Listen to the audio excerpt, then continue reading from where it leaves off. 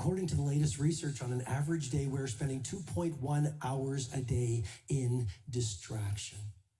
We are being interrupted by technology every 11 minutes. And it takes 20 minutes to focus your mind back on the work that you were doing before you were distracted. Edison was one of the greatest geniuses of humanity.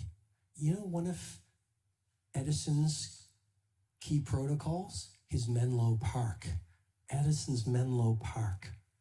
He had this place where he and his small band of workers would go to, and they would get away from the world, and there was no distractions, no interruptions. And by doing that, he allowed the natural power of his brain to focus on ideas that change the world.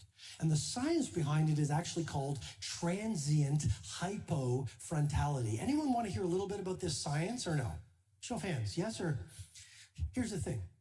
When you develop your Menlo Park, when you get away from distraction, when you start to focus on that one piece of work that you want to take to world class, your neocortex, which is the seat of reasoning, starts to shut down.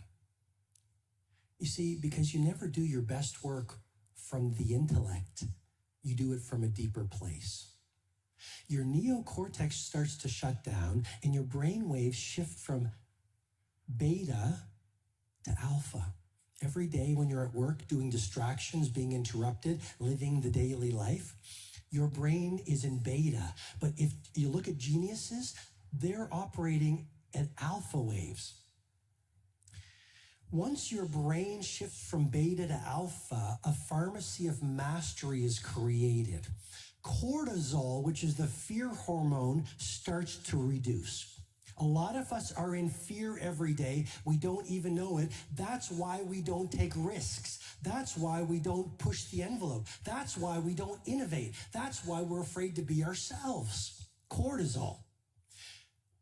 When you're away from distraction, cortisol comes down, dopamine, the inspirational neurotransmitter, is released, and serotonin is released. And a pharmacy of mastery is actually created in your brain when you go into that quiet space to do very focused, concentrated work.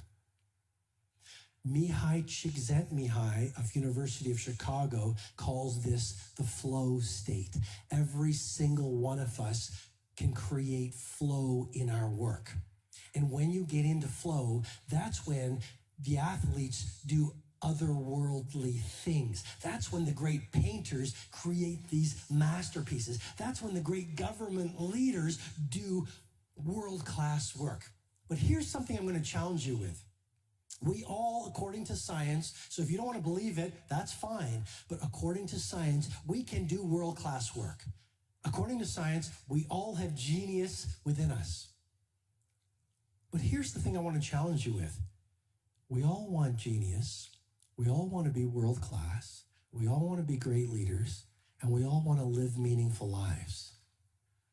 And yet we're not thinking the thoughts, constructing the rituals, creating the environments that would create a world-class life and genius level work. Show of hands. Did I express that clearly? Show of hands. And so that makes absolutely no sense. How can you get the results of mastery if you're not willing to do what's required for mastery? No idea works unless you will do the work.